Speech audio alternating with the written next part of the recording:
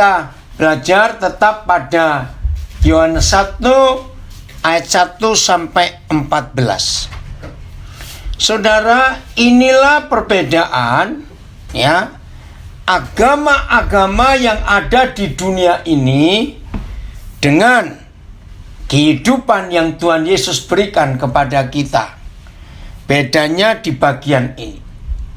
Semua agama di dunia, maafkan saya, semua agama di dunia itu penekanannya pada ibadah. Saya ulangi. Semua agama di dunia itu penekanannya pada ibadah, kepada ritual, aktivitas ibadah.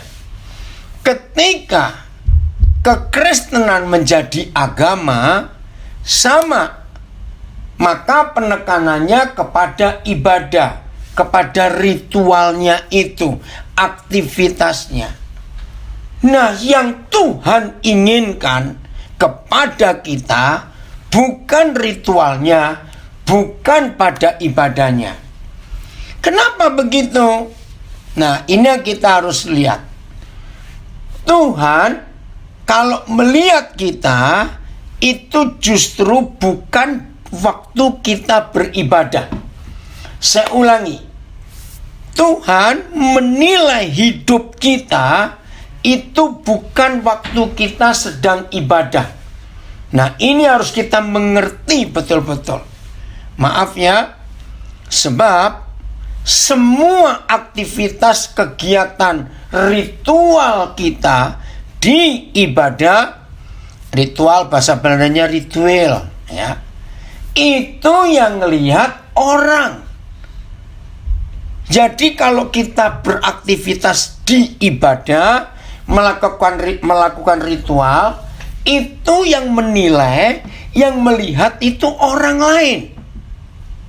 Nah, ini masalahnya.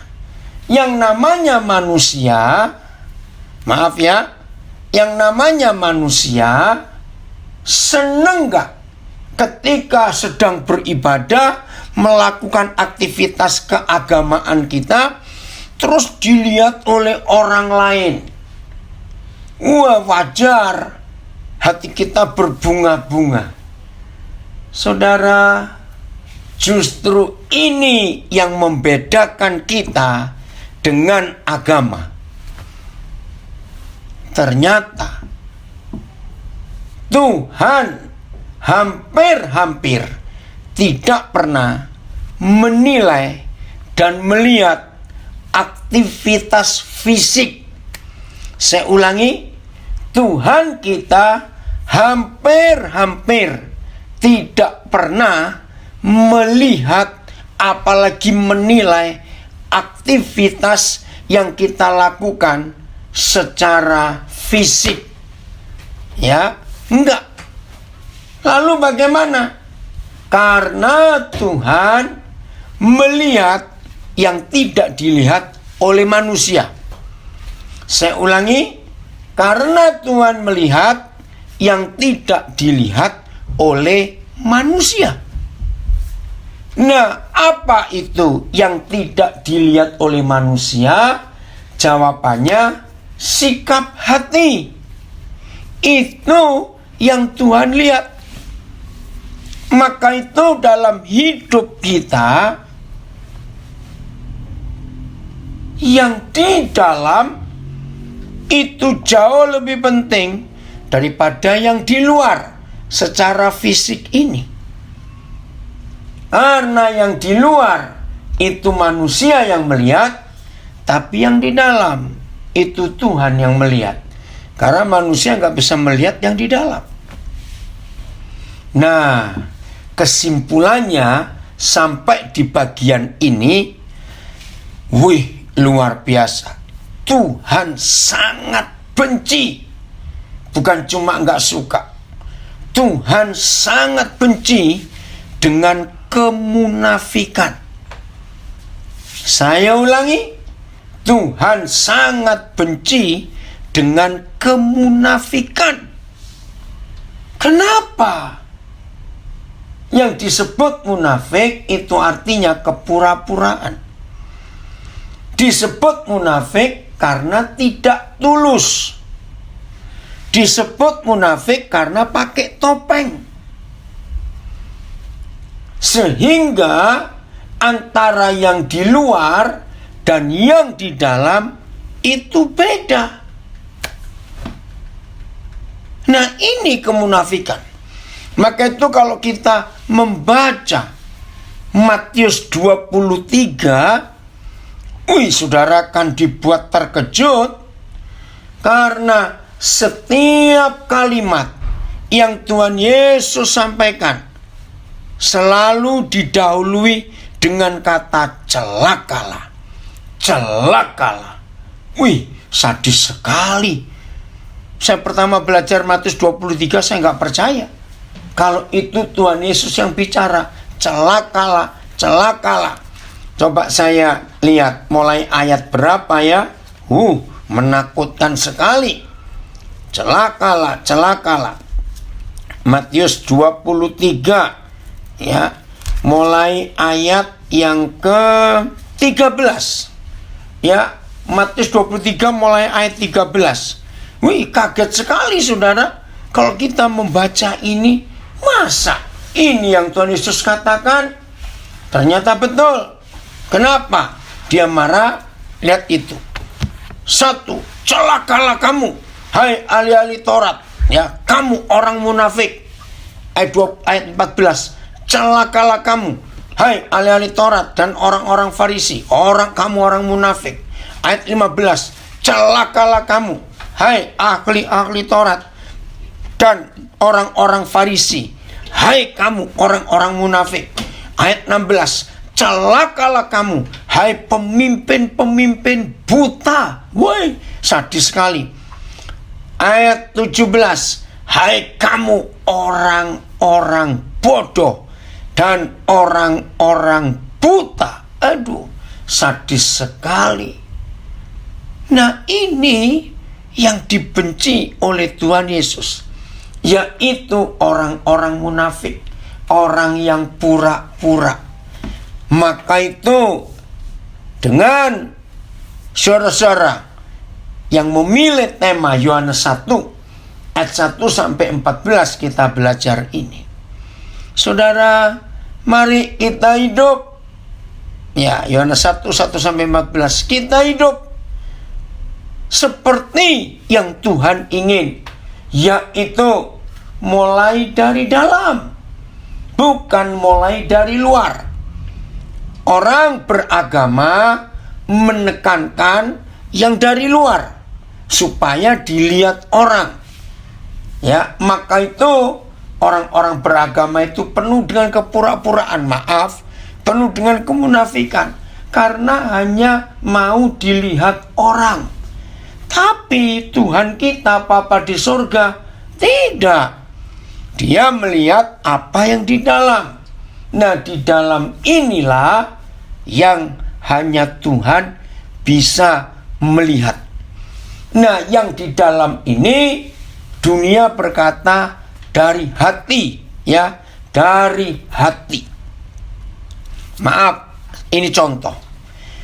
Mengapa Presiden Republik Indonesia yang sekarang itu cukup beda dengan presiden-presiden sebelumnya?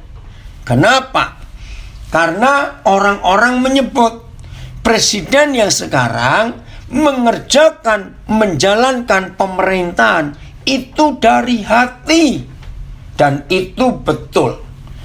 Maka itu dalam semua hal di hidup kita ini, kalau dikerjakan dari hati, pasti beda. Hari-hari ini lagi sibuk, bukan? Ya, antara seorang menteri yang sedang ketangkap oleh KPK dengan menteri di pemerintahan sebelumnya. Apa bedanya? Karena menteri sebelum pemerintahan yang sekarang itu mengerjakan apa-apa dengan hati. Maka itu beda. Ya, Menteri Kelautan dan Perikanan yang saya maksud. Beda. Nah, orang yang mengerjakan apa-apa dengan hati, maka orang itu tidak mementingkan posisi, tapi orang itu mementingkan fungsi. Ini konsep penting dalam hidup kita. Pemerintahan, ya, pejabat negara, guru-guru, para pendidik, ya, pimpinan-pimpinan perusahaan, manajer-manajer, dokter, perawat, kaum profesi, siapa saja, kalau menjalankan tugasnya dengan hati, itu beda dengan menjalankan tugas karena posisi. Saya harap saudara mengerti ini. Nah, maka itu Tuhan menilai hidup kita. Selalu Dia lihat hati kita. Dia tidak melihat aktivitas fisik kita. Tidak. Dia menilai itu dari hati. Kalau hati kita benar di hadapan Tuhan, maka dengan sendirinya kita pasti benar di hadapan manusia. Saya ulangi kalimat ini. Kalau posisi hati kita benar di hadapan Tuhan, dan itu nggak bisa dibuat-buat, otomatis kita akan dinilai benar di hadapan orang. Nah, orang yang pura-pura benar, ya, saya harus ngomong ini. Orang yang pura-pura benar itu bisa memukau orang. Tahu kata memukau, ya? Membuat orang Jawa bilang kesengsem. Membuat orang bilang, waduh, dikagumi. Tapi kalau yang dikerjakan itu bukan dari hati, saudara, hanya di waktu tertentu orang itu kelihatan baik. Tapi setelah berapa saat, berapa saatnya tergantung orang ini bisa main sandiwara berapa lama. Tapi cepat atau lambat, orang yang hatinya tidak beres, tapi pura-pura baik hatinya, dan dilihat orang untuk sementara dia kelihatan baik, tapi dalam waktu tertentu keluar aslinya. Nggak mungkin bisa bertahan lama. Jadi untuk bagian ini, waktu yang akan membuktikan bahwa seseorang itu benar atau tidak hatinya. Maka itu kalau saudara ingat, begitu Joko Widodo menang pemilu untuk periode kedua, masih ingat Oktober 2019 yang lalu, kenapa presiden kita pakai kalimat ini? Saya terpilih di periode kedua, saya memerintah tidak punya beban. Masih ingat gak kata-kata itu? Buat saya kalimat itu kalimat sakti. Mengapa di periode kedua ini Presiden Joko Widodo berkata, saya memerintah tidak punya beban? Karena dia nggak ada kemunafikan.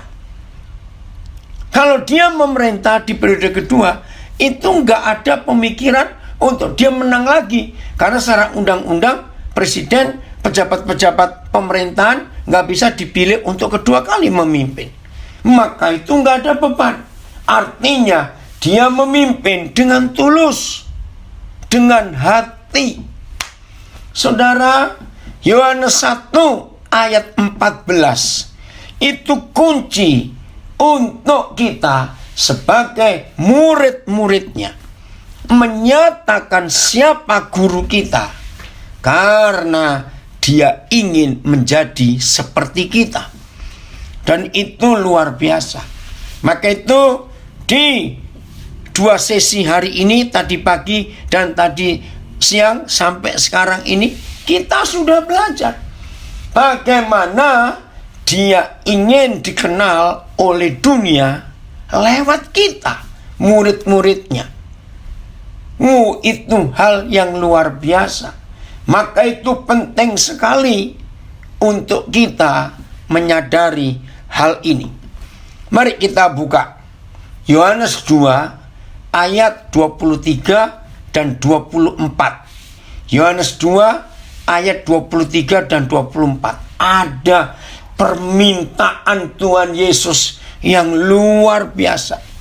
Maka itu kepada saudara-saudara yang ada di rumah Pak Soleh sekarang ini, saya nggak tahu kapan saudara ibu bapak akan kembali ke tempat masing-masing, tapi mari pesan Tuhan ini kita kerjakan dengan sungguh-sungguh. Yohanes 2 ayat 23 dan 24. Roh Kudus tolong kami untuk kami bisa mengerti firman ini. Dan sementara ia di Yerusalem selama hari raya Paskah, banyak orang percaya dalam namanya. Banyak loh, nggak sedikit. Tapi Tuhan Yesus nggak suka. Lah kok aneh? Nggak suka kepada orang-orang yang percaya Yesus. Karena, nah ini, mereka percaya punya tendensi, punya motivasi yang salah, yaitu mereka percaya karena telah melihat tanda-tanda yang diadakannya. Jadi mengikut Yesus, menjadi muridnya, ada pamrih, ada sesuatu yang diharapkan. Nah, kalau saya pakai istilah umum, mereka ikut Yesus, percaya Yesus karena dapat mujizat, makan gratis setiap hari. Itu masalahnya. Nah, lihat ayat 24. Tetapi Yesus sendiri tidak mempercayakan dirinya kepada mereka karena ia mengenal mereka semua. Saudara, saya syok dalam arti positif membaca isi hati Tuhan Yesus. Jadi begini, tidak cukup kita percaya Dia, tidak cukup. Karena ada timbal balik. Tuhan Yesus ingin mempercayakan dirinya kepada kita. Wih, ini kan luar biasa. Mempercayakan dirinya kepada kita. Saudara tahu nggak arti kata mempercayakan dirinya? Berarti Tuhan Yesus menyerahkan dirinya kepada kita. Ini luar biasa, saudara. Saya kagum sekali. Nah, itulah arti Yohanes 1 ayat 14. Firman itu telah menjadi manusia dan tinggal di antara kita. Ini buktinya bahwa Tuhan Yesus mempercayakan dirinya kepada kita. Ngerti? Jadi begini. Hari ini Yesus mau mempercayakan dirinya kepada saudara dan kepada saya. Sama seperti seseorang pejabat tinggi menyerahkan hidupnya, menyerahkan rumahnya, menyerahkan seluruh harta miliknya. Ini aku serahkan, terserah kamu. Kamu mau pakai apa? Silakan. Ini kan gak main-main kepercayaan sebesar ini. Dia ingin mempercayakan dirinya kepada kita. Wih, saudara, saya kagum. Nah, selama ini ya, ada jarak antara kita percaya Dia, ya, antara kita menjadi muridnya. Itu ada jarak dengan Tuhan. Maksud jaraknya itu bagaimana? Maaf, saya ngomong. Kita kelihatan Kristen, kita kelihatan orang rohani, kita kelihatan sungguh-sungguh, itu waktu ibadah. Kusuk, ya, serius, mengerjakan apa saja. Itu kalau dinilai secara ritual, aktivitas keagamaan. Orang melihat bisa geleng-geleng, hebat sekali itu orang, ibadahnya luar biasa.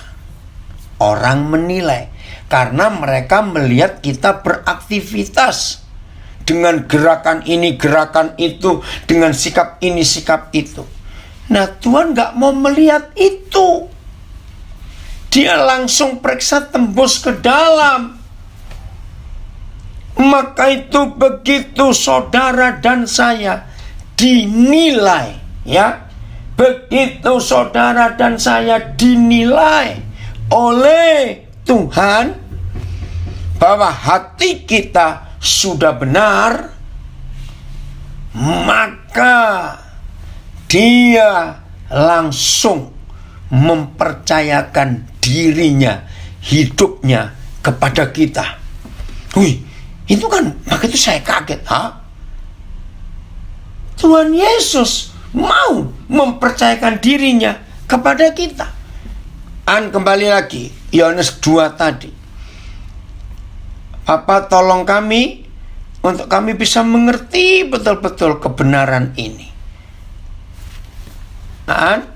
Oke, saya akan bacakan Yohanes pasal 2. Oke. Ya. Lihat kalimat terakhir ayat 24. Yohanes 2, kalimat terakhir ayat 24. Tetapi Yesus sendiri tidak mempercayakan dirinya kepada mereka. Baca baik-baik kalimat ini. Karena Yesus mengenal mereka semua. Nah, karena kenalnya. Nah, saudara perhatikan. Kata mengenal di sini itu artinya negatif. Tahu siapa orang-orang itu. Nah, terus ayat 25. Maka itu jangan berlaku munafik di hadapan Dia.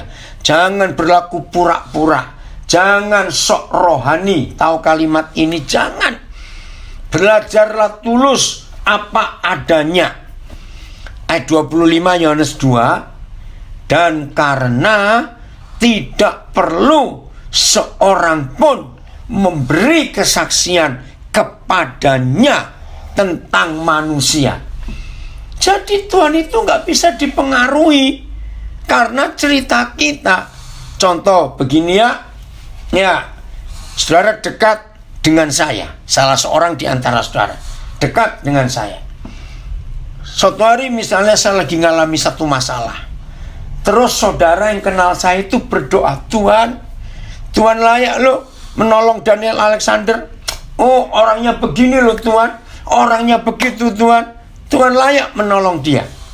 Saya tanya kepada saudara, perlu nggak Tuhan saudara beritahu tentang saya?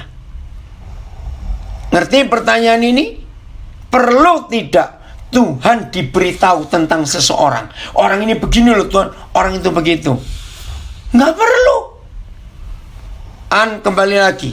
Maka itu lihat kalimat terakhir ayat 25. Hampir sama dengan kalimat terakhir ayat 24. Mana? Ya, lihat ini. Maka itu jangan berlaku munafik di hadapan Dia. Saya ulangi ayat 25. Dan karena tidak perlu seorang pun memberi kesaksian kepadanya tentang manusia. Ini dahsyat sekali. Sebab Tuhan tahu apa yang ada di dalam hati manusia. Dia tahu. Mari kita merenung sejenak. Sebab Tuhan tahu apa yang ada di dalam hati manusia. Maka itu tidak perlu Dia diberitahu tentang saya, tentang si A, tentang si B. Tidak perlu, dia tahu. Nah, disinilah kerinduan Tuhan, saudara. Supaya dia berani dan mau dan bisa mempercayakan dirinya kepada saudara dan saya. Ketika dia menilai, ketika dia melihat hati kita ini benar di hadapan Tuhan. Dalam bahasa Jawa, maaf ini ya, kalau saya pakai bahasa Jawa, ada kata, ada kalimat bloko suto. Ya, itu kalimat bahasa Jawa. Bloko suto. Artinya transparan. Artinya tembus pandang. Kalau saya pakai bahasa Jawa lagi, njobo jero podo. Njobo itu luar, jero itu dalam. Sama. Nah, orang yang tidak munafik itu disebut bloko suto. Bisa dilihat orang apa adanya, nggak pakai penutup, nggak pakai. Nah, Tuhan minta dengan sangat hidup kita sebagai pengikutnya, sebagai murid-muridnya. Bloko sutolah, tuluslah, jujurlah, nggak usah jaim, jaga image, nggak usah sok rani, nggak usah pura-pura, nggak usah. Belajarlah apa adanya, belajarlah tulus. Luar dalam itu sama. Maka kalau saudara dan saya bisa bloko suto, bisa tulus, oh saudara, hidup ini luar biasa. Maka Tuhan bisa mempercayakan dirinya kepada kita. Wih, kalau sampai Tuhan bisa mempercayakan dirinya kepada kita, aman saudara dunia ini. Berarti saudara ada di mana, saya ada di mana, disitulah Yesus Tuhan itu ada. Hebat bukan? Nah, ini arti Yohanes 1:1-14. Firman itu telah menjadi manusia dan tinggal di antara manusia-manusia yang lain. Karena ketulusan ini, karena kejujuran ini, karena hati ini. Oh, terima kasih Bapak. Sungguh Tuhan Yesus itu luar biasa. Jadi, sampai di sini saya simpulkan dengan satu kalimat. Ya, renungkan baik-baik.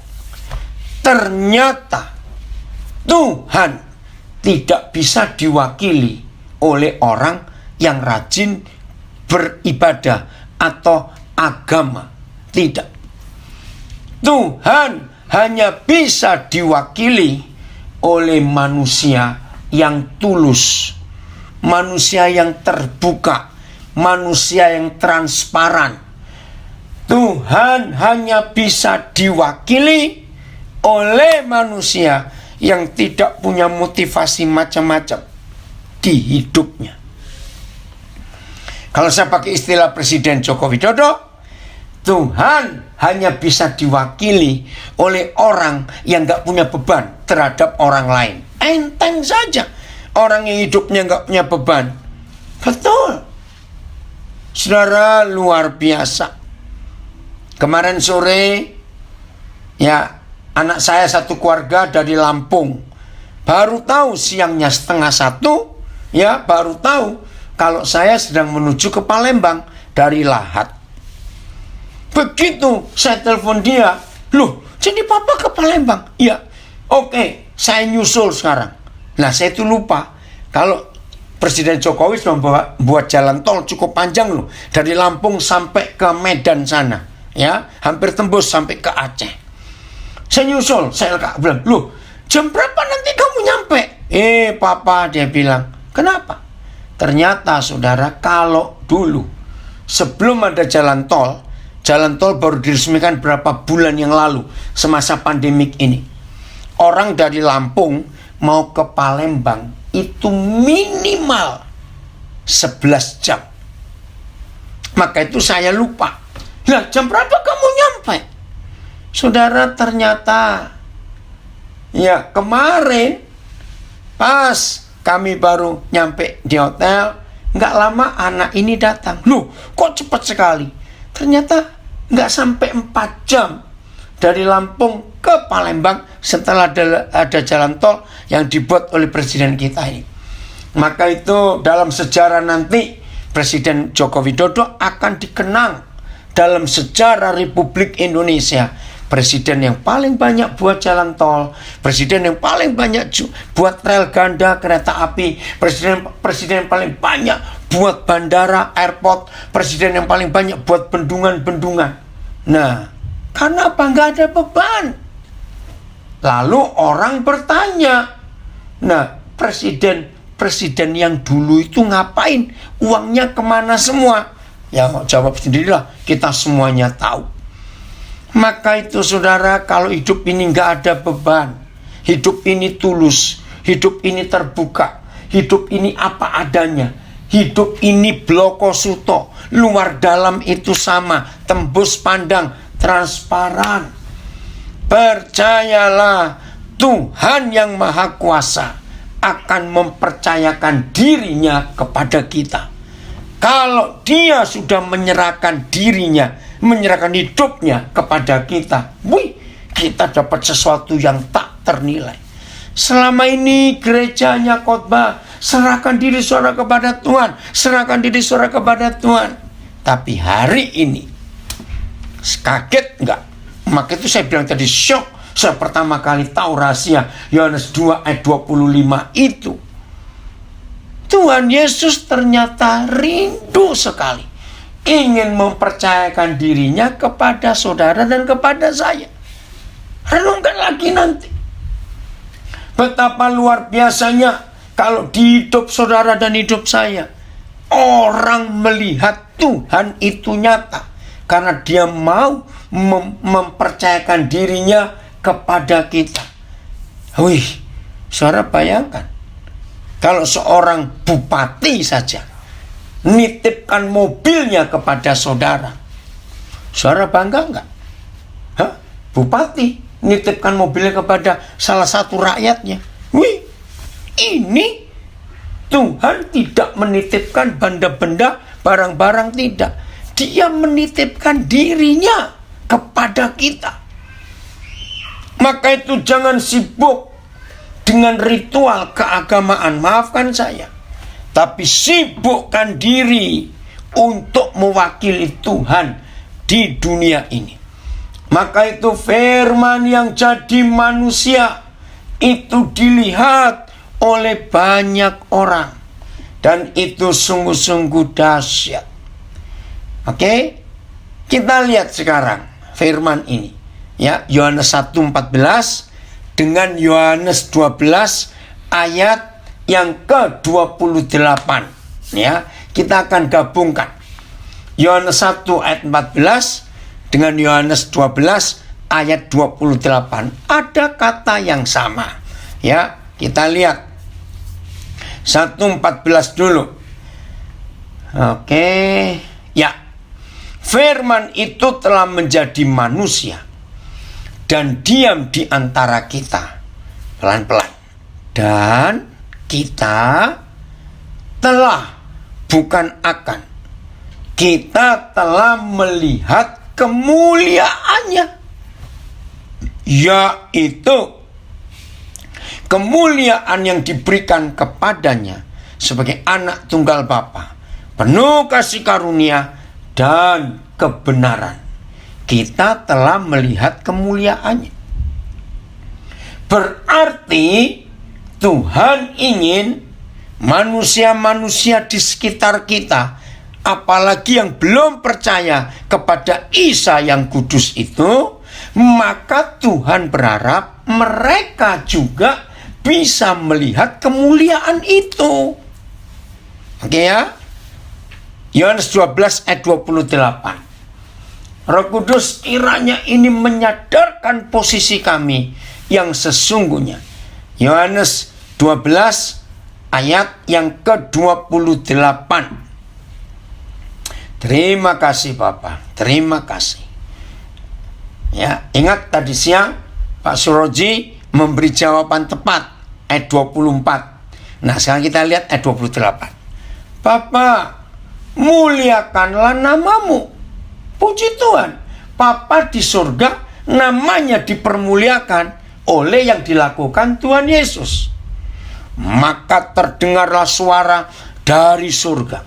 Aku, Bapa, telah memuliakannya. Saudara, dan ini hebat. Dan aku, Bapa, akan memuliakannya lagi. Roh Kudus tolong kami untuk kami mengerti betul apa yang Tuhan firmankan untuk kami dalam nama Yesus.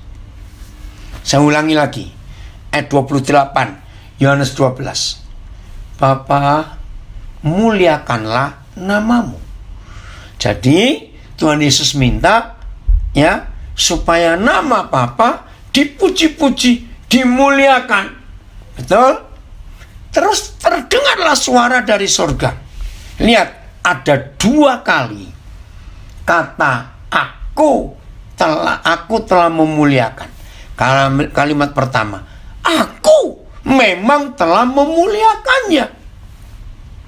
Jadi Bapa sudah memuliakan Tuhan Yesus. Terus, dan aku, Bapa, akan memuliakannya lagi. Saudara, saya mau tunjukkan fakta ini. Aku telah memuliakannya. Yang pertama, itu jelas untuk Tuhan Yesus. Dan aku akan memuliakannya lagi. Nah, ternyata kalimat yang kedua, aku akan memuliakannya lagi, itu bukan untuk Tuhan Yesus, tapi untuk kita yang sudah bisa dipercayai diri Tuhan kepada kita. Jadi saudara dan saya, kalau kita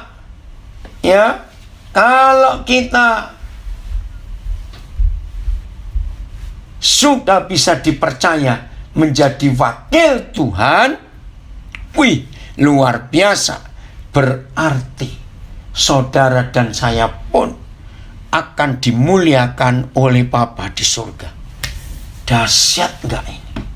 Terima kasih Tuhan, terima kasih. Sekarang kita melihat apa itu dipermuliakan, apa itu kemuliaan, apa itu. Saudara, mari kita melihat apa itu kemuliaan, apa itu dipermuliakan. Oke. Roma 3 ayat 23. Mari kita lihat Roma 3 ayat 23. Ya, jelas sekali perbedaannya. Terima kasih Tuhan kalau kita bisa belajar ini. Roma 3 ayat 23. Karena semua orang telah berbuat dosa dan telah, bukan akan lagi, dan telah kehilangan kemuliaan Tuhan. Nah, ternyata kemuliaan Tuhan itu bisa hilang. Oh Tuhan, ampuni kami. Kapan kemuliaan Tuhan itu hilang? Ketika manusia jatuh ke dalam dosa. Saya ulangi lagi Roma 3:23. Karena semua orang telah berbuat dosa dan kehilangan kemuliaan Tuhan. Nah, ayo kita lihat. Siapa yang pertama kali jatuh dalam dosa? Jelas Adam dan Hawa. Oke? Masih ingat? Begitu mereka makan buah yang dilarang oleh Tuhan untuk dimakan, nah kita nggak mempersoalkan buah apa, itu nggak penting. Yang kita persoalkan karena mereka melanggar dan mereka jatuh dalam dosa. Saudara masih ingat Kejadian 3? Nggak usah kita buka ayatnya, kita semua hafal. Apa yang hilang ketika mereka habis makan buah itu?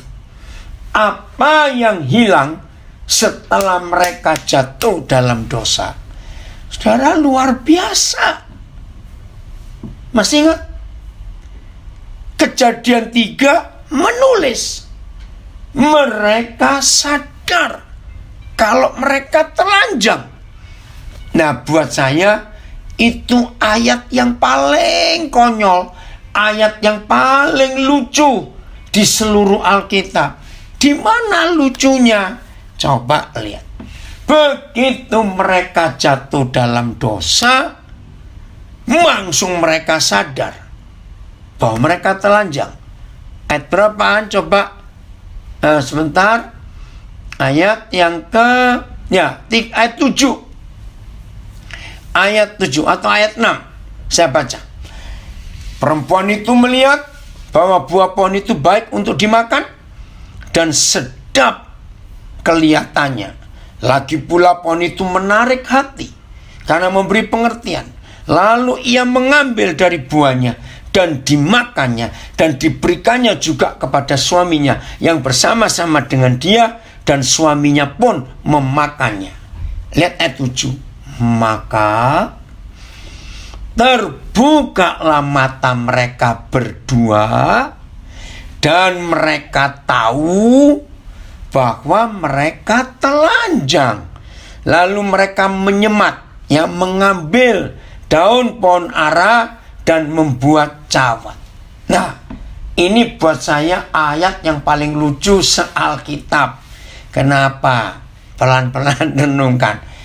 Mudah-mudahan kalau saudara mengerti apa yang saya pernah dapat dari Roh Kudus, lucunya di mana? Perhatikan. Maka terbukalah mata mereka berdua dan mereka tahu bahwa mereka telanjang. Pertanyaannya, kalau ditulis begitu mereka jatuh dalam dosa, baru mereka terbuka matanya dan sadar, ternyata kita dua telanjang ya. Suami istri ini ngomong. Lucunya di mana? Dari tadi bukan malu. Bukan malu. Lucunya itu, ayo ya, ini Ibu Agatha nulis malu. Bukan. Lucunya itu, apakah dari tadi mereka sudah pakai pakaian? Ayo jawabnya mana? Belum. Nah makanya dari tadi mereka telanjang kok. Kenapa tiba-tiba mereka tahu kalau mereka telanjang? Kan dari tadi sudah telanjang. Disinilah saya menerima pengertian dari Roh Kudus. Ya, lagi sekali. Roma 3:23. Ketika semua manusia jatuh ke dalam dosa dan telah kehilangan kemuliaan Tuhan. Berarti, terjemahan The Message. Coba saya baca dulu yang terjemahan The Message.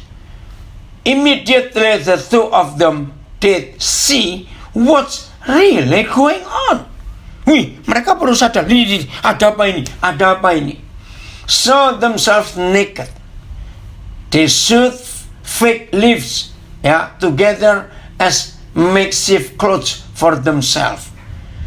Jadi tiba-tiba, kita telanjang. Roh Kudus tolong kami untuk mengerti rahasia ini. Saudara catat.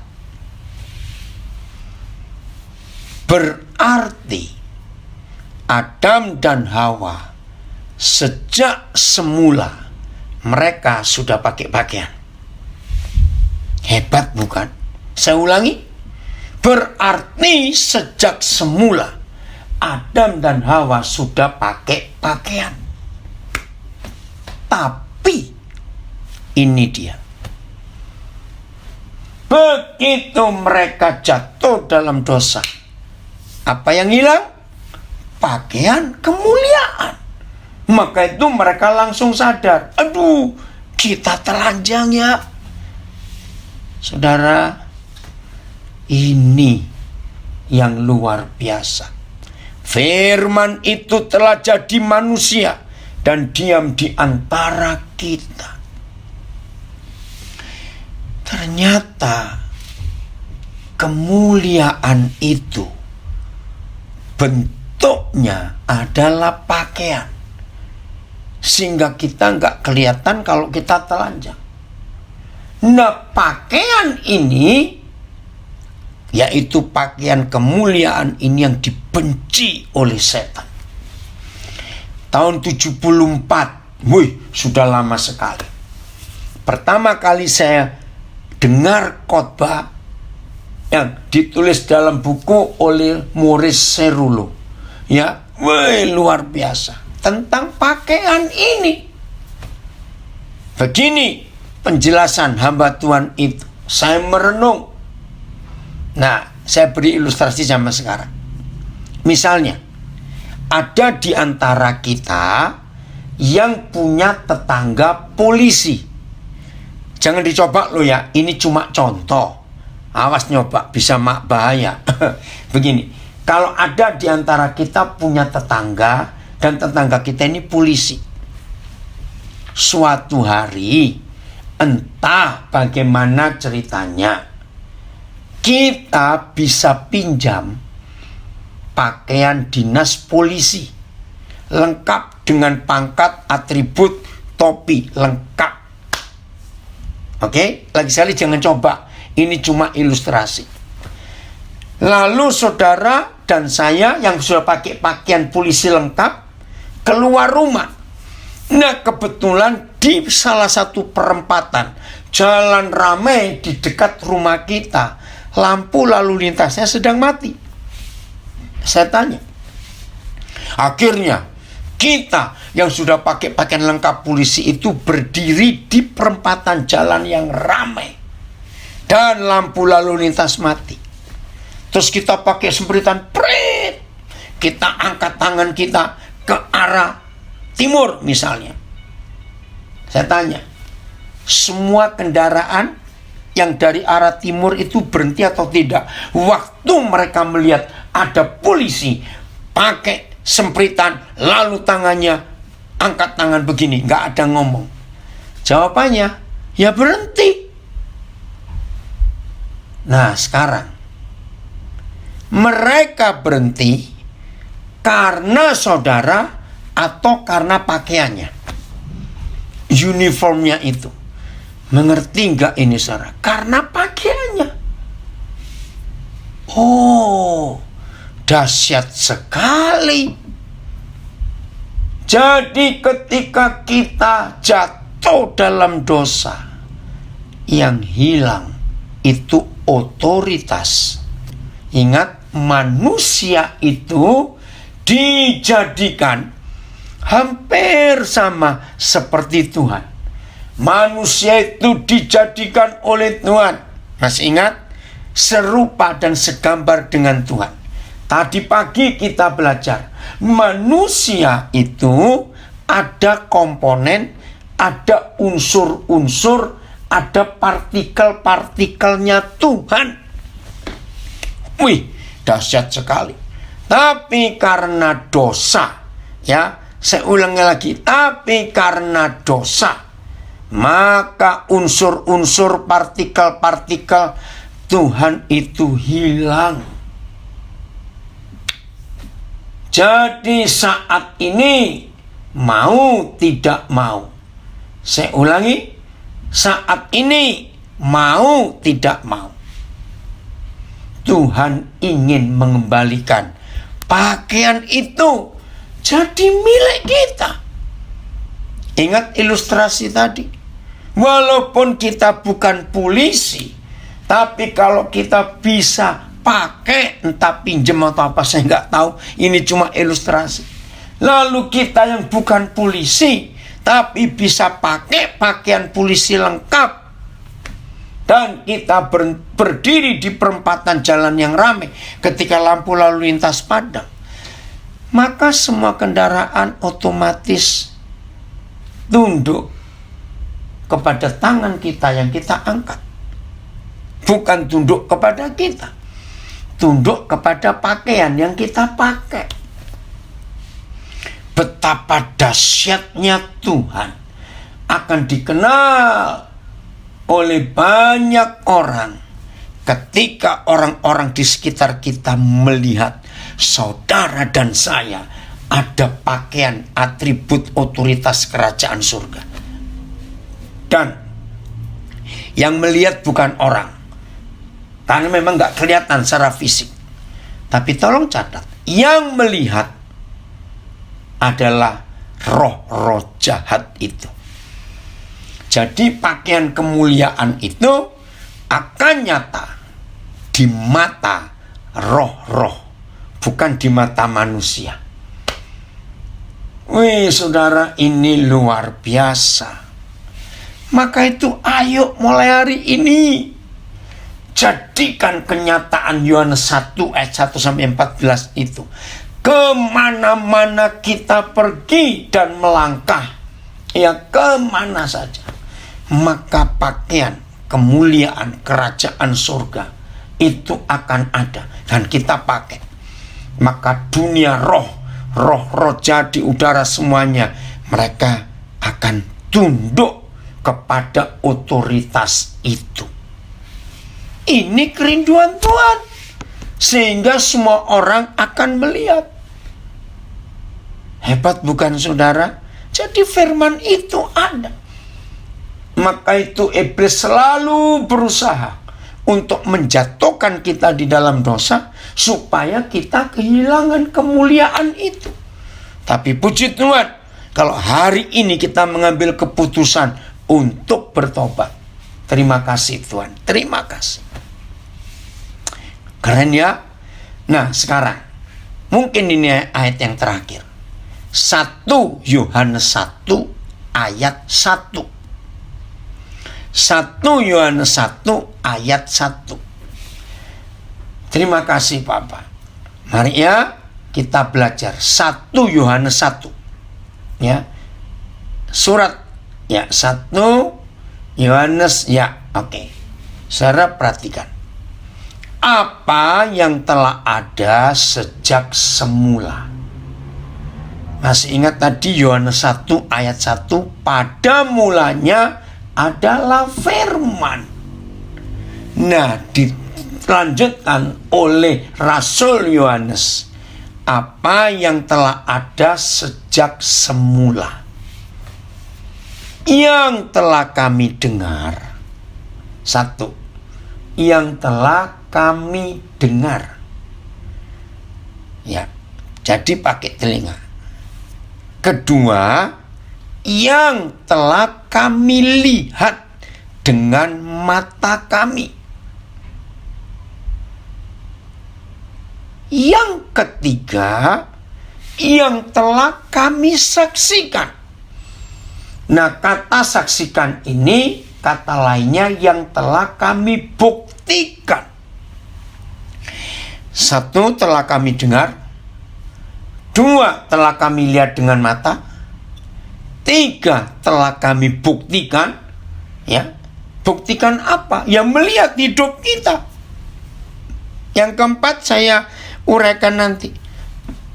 Dan yang telah kami raba dengan tangan kami. Tentang siapa? Lihat. Tentang firman hidup. Siapa firman hidup itu? Isa yang kudus. Maka itu dalam kitab suci saudara yang lain itu, Isa disebut kalimatullah, firman dari Tuhan, yang yaitu tentang firman hidup. Itulah yang kami tuliskan kepada kamu. Jadi jelas saudara, inilah Yohanes 1 ayat 14. Maka itu dia berkata, aku telah memuliakannya. Itu untuk Isa, Tuhan kita. Dan aku akan memuliakannya lagi. Kalau Yesus Tuhan sudah dimuliakan oleh Bapa, dan Bapa berkata, aku akan memuliakannya lagi. Itu untuk kita yang mau hidup transparan, blokosuto, yang mau hidup tanpa kemunafikan, yang bisa hidup dalam kejujuran, nggak ada kepura-puraan, nggak pakai topeng. Orang melihat luar dalam sama. Luar biasa, saudara. Itulah firman hidup. Oke, saya akan uraikan. Ini 4 hal yang dahsyat. Firman itu sudah bisa didengar. Ternyata nggak cuma didengar. Firman itu harus bisa dilihat dengan mata. Nggak cukup hanya bisa dilihat. Yang ketiga, firman itu harus bisa dibuktikan, disaksikan, sudah wujud nyata. Nah, yang keempat ini, lama saya merenung. Dan yang telah kami raba dengan tangan kami. Hah? Bagaimana ini ceritanya? Itu kan firman. Dan secara fakta namanya firman kan gak ada wujudnya, gak ada bentuknya. Tapi kalau sampai bisa diraba dengan tangan manusia, berarti firman itu eksis. Firman itu nyata. Firman itu real. Ya, blokosuto, transparan. Ada yang komen, anak saya dari Tulungagung ini. Terima kasih Bapak.